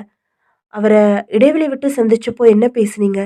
எனக்கு எல்லா வசதியும் இருந்தும் மனசுக்கு பிடிச்ச கணவர் அமைஞ்சும் அவர் குடிப்பழக்கத்துக்கு அடிமையாக இருக்கிறது ஒன்று தான் பெரிய குறையா இருக்குது. நான் எவ்வளவோ முயற்சி செஞ்சு பார்த்தும் திருத்த முடியல. முடிஞ்சா நீங்களாவது உங்கள் ஃப்ரெண்டு கிட்ட சொல்லி அவரை திருத்துங்கன்னு சொன்னேன். எனக்கு ஆறுதல் சொன்னார், முயற்சி செய்கிறேன்னு சொன்னார். அவர் சென்னையில் எங்கே இருக்காரு? புரசவாக்கத்தில் ஒரு ரூம் எடுத்து தங்கியிருக்கதா சொன்னார். நான் போனதில்ல. என்ன பண்ணுறாரு அவரு? ஏதோ மருந்து தயாரிக்கிற கம்பெனியில் வேலை பார்க்குறதா சொன்னார். எங்கே இருக்கு அவரோட ஆஃபீஸ்? சோழிங்கபுரத்தில். ஜெய்ஷீலன் விழிகள் விரிந்தன. எங்கன்னு சொன்னீங்க? சோழிங்கபுரம்னு சொன்னேன். அதுக்கு பக்கத்தில் இருந்து தான் ஷாமோட பணத்தை எடுத்தோம். உங்கள் நண்பருக்கு கார் டிரைவிங் தெரியுமா? தெரியும்னு தான் ஞாபகம். அவரை அனாவசியமாக நீங்கள் சந்தேகப்பட தேவையில்லை சார். என் மேலே அக்கறை உள்ள ஒரு நல்ல மனுஷர், வெல்விஷர். அவளையே சில வினாடிகள் உன்னிப்பாக பார்த்தார் செய்சிலன். நான் கேட்குற ஒரு தர்ம சங்கடமான கேள்விக்கு மறைக்காம உண்மையை சொல்ல முடியுமா? என்ன சார்? ஷாம், நீங்கள் அந்த ராஜத் 3 பேரும் மாம்பையில் ஒரே காலேஜில் படிச்சதா சொன்னீங்க. ராஜத் உங்ககிட்ட நட்பு ரீதியாக மட்டும்தான் பழகினாரா? இல்லை அவர் மனசுலையும் உங்கள் மேலே ரகசியமாக ஏதாச்சும் காதல் இருந்ததா? இப்படி கொச்சையாக நான் கேட்கறதுக்கு காரணம் இருக்குது, சொல்லுங்க. சில வினாடிகள் மௌனமாக இருந்தால் மாலினி. சொல்லுங்க மேடம். ஷாமே போயிட்டாரு. இப்போ எனக்குள்ள சத்தியம் செஞ்சுக்கிட்ட ஒரு ரகசியத்தை எதுக்காக சொல்லணும்னு யோசிக்கிறேன். நீங்கள் மனம் திறந்து பேசினாதான் குற்றவாளியை நாங்கள் பிடிக்க முடியும் மேடம். சார், எனக்கும் ஷியாமுக்கும் கல்யாணம் ஆனப்புறம் ஒரு தடவை நான் ராஜத்தை சந்திக்க போயிருந்தேன். அப்போ எதர்ச்சியாக அவரோட டைரியை படிக்கிற சந்தர்ப்பம் அமைஞ்சு போச்சு. படித்து நான் வேத்துட்டேன். அதில் என்னை பற்றி காதல் கவிதைகள் எழுதி வச்சிருந்தாரு. என்னை மானசீகமாக நேசிக்கிறதாவும் ஷியாம் நேசிக்கிறது தெரிஞ்சதும் விட்டு கொடுத்துட்டதாகவும் இனி நட்பு மட்டும்தான் தொடரும்னு டீசெண்டாக எழுதியிருந்தாரு. நான் எடுத்த இடத்துலையே டைரியை வச்சுட்டு சத்தமில்லாமல் வந்துட்டேன். அதுக்கப்புறம் அவரை பார்க்குறப்போ எல்லாம் எனக்கு ஒரு இரக்கமும் மரியாதையும் வந்துடும். டைரியில் எழுதியிருந்தவாது ராஜத் இன்னைக்கு வரைக்கும் ஒரு டீசெண்டான நண்பராக தான் பழகிட்டு இருக்காரு. ஜெய்சிலன் சிந்திக்க துவங்கினார். எனக்கு அந்த ராஜத்தோட விலாசம் வேணுமே. நீங்கள் கேட்டதால இவ்வளவு விரிவாக சொன்னேன். என் கல்யாணத்துக்கு அவ்வளவு உதவியாக இருந்த ஒரு நல்ல நண்பரை நீங்கள் சந்தேகப்பட்டு எதுவும் விசாரிக்க வேண்டாம். என் கணவரை கொலை செய்கிறதால அவருக்கு எந்த லாபமும் இல்லை சார். மனுஷனோட மனம் ரொம்ப வித்தியாசமானதுங்க மாலினி. ஒரு அசாத்தியமான மோட்டிவ் என்னால் உருவாக்க முடியும். என்ன சொல்கிறீங்க? ராஜத் உங்களை ஆழமாக நேசித்தவர். தன்னோட நண்பனுக்காக தன் காதலை தியாகம் செஞ்சு தன்னோட உணர்ச்சிகளை உள்ளுக்குள்ளேயே ரகசியமாக புதைச்சிக்கிட்டவர். ஒரு இடைவெளிக்கு அப்புறம் நீங்கள் அவரை சந்திக்கிறீங்க. ஷியாம் இப்போ பழைய ஷியாமா இருக்கிறத இல்லைங்கிறத சொல்கிறீங்க. அவரோட குடிப்பழக்கத்தால் உங்கள் குடும்ப வாழ்க்கை நிம்மதி இல்லாமல் போயிட்டதை புலம்புறீங்க. ராஜத் உங்களுக்கு ஆறுதல் சொல்கிறாரு. அதே சமயம் ராஜத்தோட உள் மனசு எப்படி புலம்பும்னு யோசிச்சு பாருங்க. இவன் நல்லா சந்தோஷமாக வச்சுப்பான்னு தானே என் காதலியை விட்டு கொடுத்தேன்.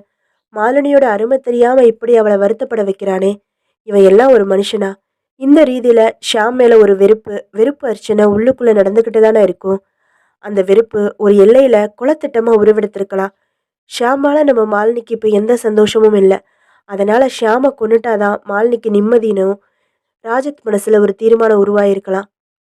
அதனால் ஏன் அந்த ராஜத் திட்டம் போட்டு இந்த கொலையை செஞ்சுருக்கக்கூடாது? சோழிங்கபுரத்தில் அவரோட ஆஃபீஸ் இருக்கிறதால அந்த திறந்தவெளி குப்பை தொட்டியை அவர் அடிக்கடி பார்த்துருக்கலாம். பிணத்தை மறைக்கிறதுன்னு முடிவு செஞ்சதுக்கப்புறம் தனக்கு அறிமுகமான ஒரு இடம்தான் யோசனைக்கு வரும் மேடம் அவருக்கு. நீங்கள் சொல்கிற கற்பனை பொருத்தமாக தான் இருக்குது. ஆனால் ராஜத்தை என் மனசு சந்தேகப்பட விடும்பல சார். நீங்கள் அட்ரஸை கொடுங்க மேடம். தயக்கத்துடன் அவன் விலாசம் கொடுத்தாள் மாலினி. இப்போ நீங்கள் சொன்னதெல்லாம் யூகங்கள் தானே? இந்த கொலையோட ராஜத்தை சம்மந்தப்படுத்துகிற விதமாக வேறு ஏதாவது தடயங்கள் உங்களுக்கு கிடைச்சிருக்கா? காருக்குள்ளே நிறைய கைரேகைகள் எடுத்திருக்கோம். ராஜத்தோட கைரேகைகள் அதில் ஏதாவது ஒரு ரேகையோட மேட்ச் ஆகலாம். சென்ட்ரல் ஸ்டேஷனில் பார்க்கிங் சீட்டு போடுற ஒருத்தன் காரை நிறுத்திட்டு போன வெள்ளை கலர் சட்டைக்காரனை அடையாளம் காட்ட தயாராக இருக்கான். இப்போ ராஜத் விலாசத்துக்கு அவனையும் கூட்டிக்கிட்டு தான் நாங்கள் போக போகிறோம். நான் பார்த்தது அவனை தாண்ட அந்த பையன் சொல்லிட்டா அதுக்கப்புறம் ராஜத் கிட்ட இருந்து உண்மைகளை வரவழைக்கிறது பெரிய விஷயமே இல்லை என்றார் ஜெய்சீலன்.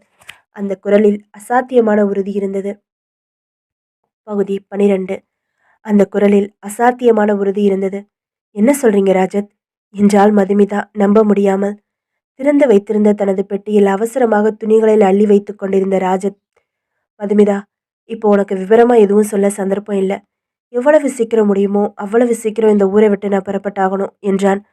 அதுதான் ஏன்னு கேட்குறேன். ஒரு சிக்கல்ல மாட்டியிருக்க மது. நான் எங்கே போறேன்னு எனக்கே தெரியல. ஆனால் இங்கே இருக்க முடியாது. கொஞ்ச நாள் கழிச்சு நானே உன்னை தொடர்பு கொள்கிறேன். அப்போ நீ என் மேலே நம்பிக்கை இருந்தால் புறப்பட்டு வா. கல்யாணம் செஞ்சுக்கிட்டு குடும்பம் நடத்தலாம். இப்போ கேள்விகள் கேட்டு என் நேரத்தை வேஸ்ட் பண்ணாத. சூட்கேஸை மூடினான். பூட்டு சாவியை எடுத்துக்கொண்டான். அவனுடைய அவசர செய்கைகளை அதிசயமாக பார்த்து கொண்டிருந்தாள் மதுமிதா. ஷூ அணிந்த ராஜத் சூட்கேஸை கையில் எடுத்துக்கொண்டு வாசலுக்கு நடக்க குறுக்கே கை நீட்டி நின்றாள் மதுமிதா.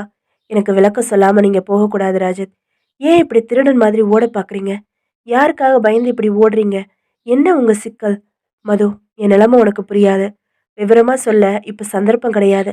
சட்டத்தோட பார்வையில நான் இப்போ குற்றவாளி. போலீஸ் எந்த நேரத்திலையும் என்னை தேடி வந்து கைது செய்யலாம். புரிஞ்சுதா? போலீஸ் என்றதும் வெலவெலத்து போனாள் மதுமிதா. நீட்டிய அவள் கையை விலக்கிவிட்டு விடு விடுவென்று அந்த அறையை விட்டு வெளியேறினான் ராஜத். சாலைக்கு சாலைக்கு வந்து ஆட்டோ என்று அழைத்தான். அவனுடைய அறையில் பிரம்மை தட்டி அப்படியே நின்று கொண்டிருந்த மதுமிதா தடதடவென்று பூட்ஸ் ஒலிகள் கேட்டு திரும்பினாள். உள்ளே நுழைந்தார்கள் ஜெய்சீலனும் சில கான்ஸ்டபிள்களும். ஹலோ, நீங்க யாரு? இந்த ரூம்ல இருக்கிற ராஜத் எங்க என்றார் ஜெய்சீலன். அங்கே மேஜை மேலிருந்த ராஜத்தின் போட்டோவை பார்த்துவிட்டு பார்க்கிங் சீட் போடும் பையன், சார் இவன்தான் சார், இவன்தான் இவன்தான் சார், மாருதியை நிறுத்திட்டு போன ஆள் இவனே தான் சார் என்றான் உற்சாகமாக. மதுமிதாவின் அருகில் வந்த ஜெய்சீலன், உங்களைத்தான் கேட்டேன், ராஜத் எங்க? என் பேரு மதுமிதா. எனக்கு ராஜத்தோட நெருக்கமான பழக்கம். I love him. நீங்க எதுக்காக ராஜத்தை தேடி வந்தீங்கன்னு முதல்ல சொல்லுங்க சார் என்றாள். ராஜத் தன் நண்பன் ஷியாமை கொலை செஞ்சிருக்காரு. அவரை கைது செய்யணும். மை காட், நெற்றியை பிடித்து கொண்டாள். ராஜத் எங்க போயிருக்காருன்னு உங்களுக்கு தெரிஞ்சே ஆகணும். சொல்லுங்க, எங்க ராஜத்? நீங்க சொல்லாம மறைச்சா உங்களை ஸ்டேஷன்ல லாக்கப்புக்கு கொண்டு போய் வச்சு லேடி ஆஃபீஸரை விட்டு வேறு விதமா விசாரிக்க வேண்டியிருக்கும் மேடம். மிரண்டு போனாள் மதுமிதா. சார், எனக்கு ஒரே குழப்பமா இருக்கு. மிரண்டு போனாள் மதுமிதா. சார், எனக்கு ஒரே குழப்பமா இருக்கு. கொஞ்சம் முன்னாடி தான் நான் ராஜத்தை பார்க்க வந்தேன். அவர் சூட்கேஸில் ட்ரெஸ் எல்லாம் எடுத்து வச்சு பயண ஏற்பாட்டில் இருந்தார்.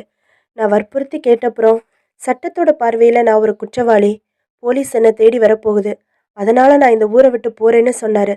விவரமாக எதுவும் சொல்லாமல் இப்போ தான் புறப்பட்டு போனார். எங்கே போகிறதா சொன்னார்? எங்கே போகிறதுன்னு எனக்கே தெரியாதுன்னு சொன்னார் சார். ஜெய்சீலன் வேகமாக ஜீப்புக்கு வந்தார். வயர்லெஸ் மைக்கை ஆன் செய்தார். உத்தரவுகள் பிறப்பிக்க துவங்கினார். ஜெய்சீலன் ஒரு சிகரெட்டை பற்ற வைத்து கொண்டார். பகுதி 13. ஜெய்சீலன் ஒரு சிகரெட்டை பற்ற வைத்து கொண்டார். லாக்கப்பின் கதவை திறக்க சொன்னார். உள்ளே வந்தார். சுவரில் சாய்ந்து அமர்ந்திருந்த ராஜத் மெதுவாக எழுந்து நின்று கொண்டான். என்ன ராஜத், நான் சொன்னதையெல்லாம் யோசிச்சு பாத்தியா? மரண தண்டனையை அனுபவிச்சே தீர்றதுன்னு முடிவா? இல்லை உண்மையை ஒத்துக்கிட்டு கருணை காட்ட சொல்லி ஆயுள் தண்டனையை மாற்றிக்கிறதா உத்தேசமா? ராஜத் எதுவும் பேசவில்லை. ஒரு கொலை செஞ்சுட்டு தப்பிச்சு போகிறது அவ்வளவு சுலபமான காரியம் இல்லையா தமிழ்நாட்டில்? இதை பாரு, நீ இந்த கொலையை எதுக்காக செஞ்ச, எப்படி, இதெல்லாம் நாங்கள் முழுக்க யோசிச்சு வச்சாச்சு. எந்த இடத்துலையும் எங்களுக்கு கேள்விகளே இல்லை. எங்களுக்கு இப்போ வேண்டியதெல்லாம் உன்னோட ஒப்புதல் வாக்குமூலம் ஒன்று தான். ஜெய்சீலனின் முகத்தையே உற்று பார்த்தான். உதடுகளை ஈரப்படுத்தி கொண்டான் ராஜத். சொல்லு, மெதுவா நிதானமா சொல்லு. சார், நான் நல்லா யோசனை செஞ்சு ஒரு முடிவுக்கு வந்துட்டேன். வெரி குட், எல்லாம் சொல்லு. என் வாழ்க்கையில் ஒரு காதல் இல்லைன்னு இப்போ நீங்கள் கேட்காமலேயே ஒப்புதல் வாக்குமூலம் கொடுத்துருப்பேன். என்ன முழுசாக நம்பின மதுமிதாவை நான் ஏமாற்ற விரும்பலை. எனக்கு தண்டனை கிடைச்சா என் வாழ்க்கை மட்டும் பாதிக்கப்படாது, அவள் வாழ்க்கையும் சேர்த்து தான் பாதிக்கப்படும். அதனால் உண்மையை சொல்கிறேன், உண்மையை சொல்லிடுறேன். இந்த கொலையை நான் செய்யலை. அதிர்ந்தான் ஜெயசீலன். அதிர்ச்சியை மறைத்து கொண்டு, என்ன சொல்கிற என்றார் நம்பாமல். ஆமாம் சார், ஷியாமோட பணத்தை மறைக்க காரியம் ஒன்று தான் நான் செஞ்சேன். கொலையை நான் செய்யலை. விவரமாக சொல்லு. சம்பவம் நடந்த அன்னைக்கு ராத்திரி 7:45 மணி இருக்கும் சார். எனக்கு ஃபோன் வந்திருக்கிறதா மேன்சன் மேனேஜர் ரூம்லேருந்து ஆள் வந்து சொன்னான். போய் பேசினேன். பேசினது மாலினி. அவளுக்கு ரொம்ப அவசரமாக என்னோட உதவி தேவைப்படுறதாவும் நான் உடனே புறப்பட்டு பெசன்ட் நகர் பீச்சில் காத்திருக்கிறதா அவளை சந்திக்கணும்னு சொன்னா. நானும் சரின்னு உடனே புறப்பட்டு போனேன். அப்புறம் பெசன்ட் நகர் பீச்சில் ரொம்ப பதட்டமாக எனக்காக காத்துக்கிட்டு இருந்தா மாலினி. நான் என்னன்னு விசாரிச்சேன். ஷாம் அவகிட்ட ஏதோ மனவிட்டு பேசணும்னு கடற்கரைக்கு அவளை காரில் கூட்டிட்டு வந்தானா. 2 பேரும் காரோட பின் சீட்டில் உட்காந்து பேசினாங்களாம்.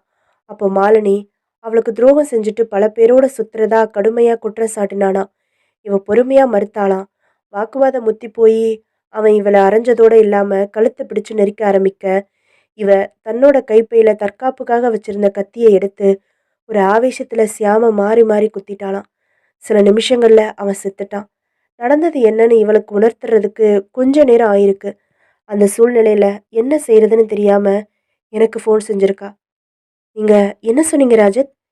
எனக்கு ஒரு கொலை செஞ்சுட்டலோன்னு மாலினி மேல கோபமே வரல. ஏன்னா ஷாம் ஒரு மிருகம். கொலை செய்யப்பட வேண்டியவன் தான். கோடிக்கணக்கான சொத்துக்கு ஆசைப்பட்டு தான் அவன் திட்டம் போட்டு அவளை காதலிச்சிருக்கிறான். வீட்டை ஏற்றுக்கிட்டு கல்யாணம் செஞ்சுக்கிட்டாலும் பின்னாடி ஒன்று சேர்ந்து மாலினியோட அப்பாவோட சொத்து முழுக்க மாலினி மூலமாக அவனுக்கு வந்துடும்னு அவன் கணக்கு போட்டிருக்கான். ஆனால் அவங்க அப்பா கடைசி வரைக்கும் தன்னோட கோபத்திலிருந்து மாறவே இல்லை. தன்னோட சொத்துக்களை எல்லாம் 7 அனாதை இல்லங்களுக்கு பிரித்து உயிர் எழுதி வச்சுட்டு செத்து போயிட்டாரு. சீட்டாட்டத்திலையும் தண்ணியிலையும் சிக்கியிருந்த ஷியாமுக்கு இது ஒரு பெரிய அடியாக விழுந்துருச்சு. இந்த மிகப்பெரிய ஏமாற்றம் மாலினி மேலே வெறுப்பாக மாறிடுச்சு. அவளை சித்திரவதை செய்ய ஆரம்பிச்சான். அடி உதைன்னு நரக வாழ்க்கை வாழ்ந்திருக்கா சார். மாலினி உடம்பு பூரா அவ சிகரெட்டால சுட்டு கொடுமைப்படுத்தியிருக்கான். அவளை எல்லோராலும் சம்மந்தப்படுத்தி சந்தேகப்பட்டு வார்த்தையாலேயே கொண்டு இருக்கான் சார். இப்படிப்பட்ட ஒரு மனுஷ மிருகத்தை மாலினி கொலை செஞ்சது தப்பே இல்லைன்னு எனக்கு பட்டுச்சு. அதனால அவ பட்ட கஷ்டத்துக்கு போல சட்டத்தால வேற கஷ்டப்பட வேணாம்னு நினைச்சேன். நீங்க 2 பேரும் சேர்ந்து கார்ல புறப்பட்டு பீச்சுக்கு வந்தது யாருக்காவது தெரியுமான்னு மாலினியும் கேட்டேன். தெரியாதுன்னு சொன்னா. அவளை வீட்டுக்கு போக சொன்னேன். மறுநாள் ஏரியா போலீஸ் ஸ்டேஷன்ல புருஷனை காணோம்னு ஒரு புகார் கொடுக்க சொன்னேன். ஷியாமோட பணத்தை மறைக்க வேண்டியது ஏன் பொறுப்புன்னு ஒத்துக்கிட்டேன். அப்புறம் அவளை அனுப்பி வச்சுட்டு நான் கார் எடுத்துக்கிட்டு சிட்டி முழுக்க சிந்தனையோட சுத்தினேன். மழை வேற வந்துருச்சு. அப்புறம்தான் குப்பையோட குப்பையா மறைச்சிட்டா சீக்கிரம் உடம்பு அழுகி அடையாளம் தெரியாம போயிடும்னு யோசனை வந்து அதை செயல்படுத்தினேன். காரை கழுவி சென்ட்ரல்ல நிறுத்திட்டு ரூமுக்கு போயிட்டேன். எந்த தப்பும் இல்லாம செஞ்சுட்டு தான் நான் நினைச்சிட்டு இருந்தேன். ஆனா நீங்க சாமர்த்தியமா பணத்தை கைப்பற்றிட்டீங்க. பக்கத்துல ஆஃபீஸ் முடிஞ்சு புறப்பட்டேன்னா அதை பார்த்துட்டேன். பகீர்னு ஆயிடுச்சு. இப்போ என்ன செய்யறதுன்னு மண்டையை பிச்சுக்கிட்டேன். உதவி செய்ய போய் நானே குற்றவாளி மாதிரி மாட்டிக்குவேணும்னு பயம் வந்துருச்சு. ஊரை விட்டு போயிடலாமான்னு தீர்மானிச்சேன். அதை செயல்படுத்துறதுக்குள்ள கோயம்பேடு பஸ் ஸ்டாண்டில் வச்சு நீங்கள் என்னை மடக்கிட்டீங்க. இதுதான் உண்மை. மாலினி தற்காப்புக்காக தான் கொலை செஞ்சா. அவளுக்கு உதவுறதுக்காக தான் நான் பணத்தை மறைச்சேன். அதுக்கு உண்டான தண்டனையை மட்டும் அனுபவிக்க நான் தயாராக இருக்கேன் சார்.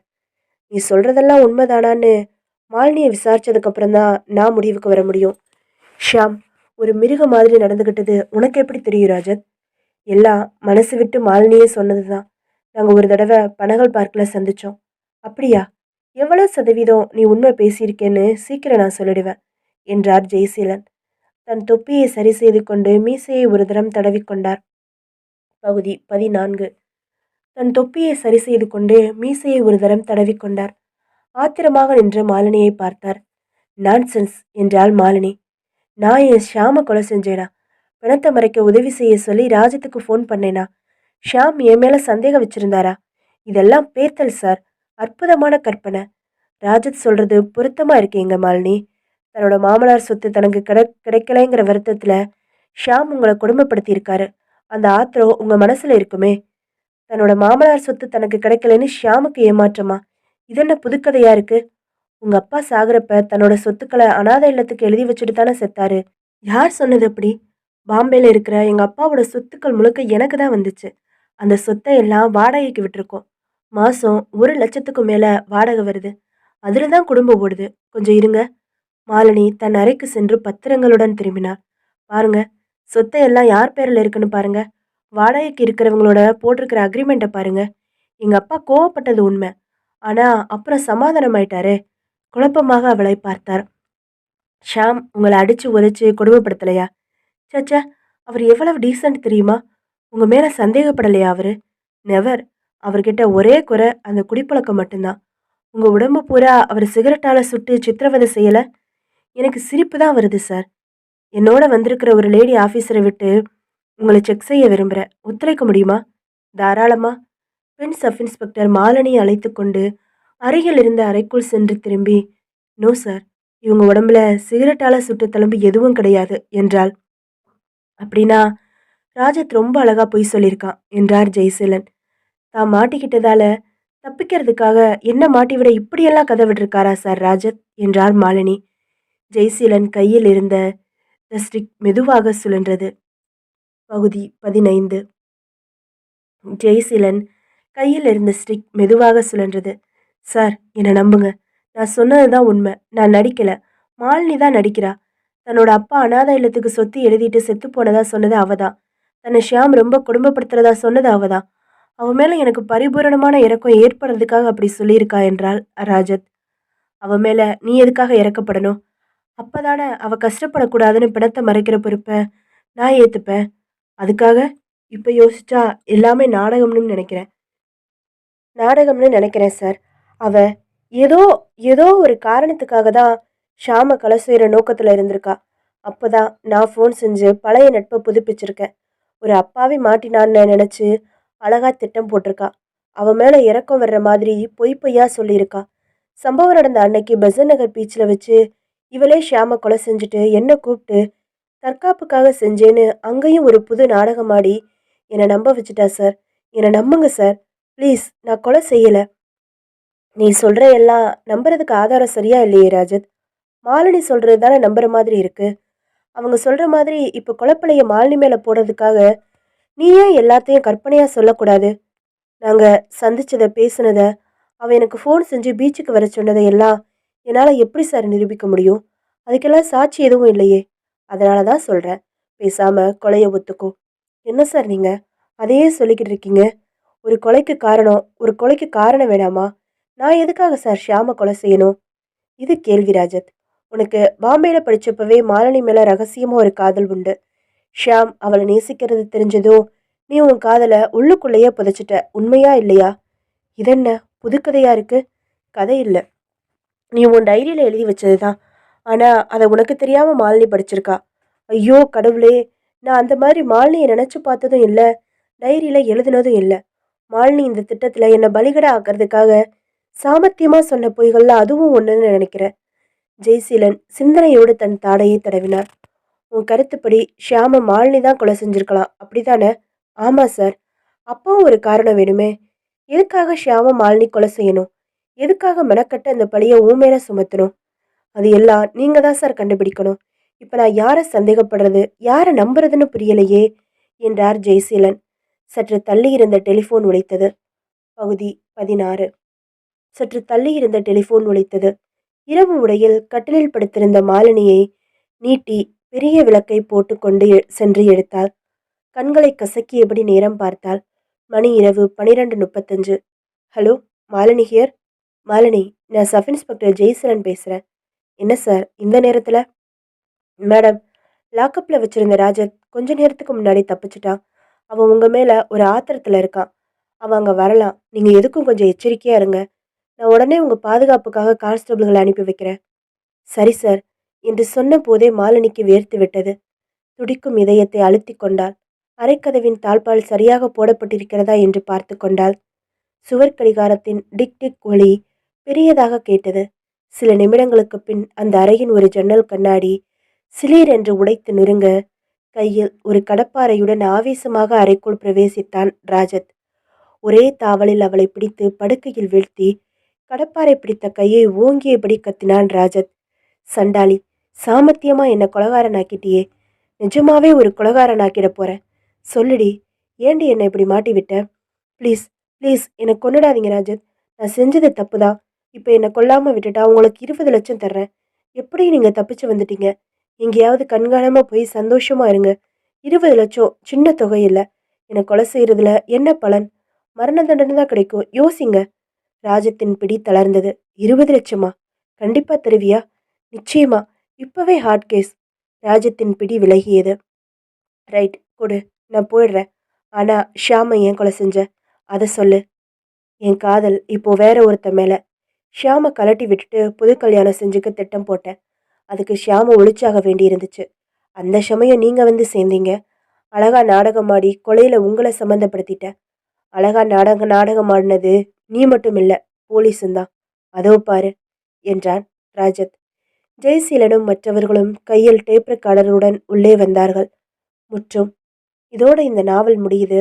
அடுத்து ஒரு வீடியோல இன்னொரு புது நாவல் பார்க்கலாம். பாய்.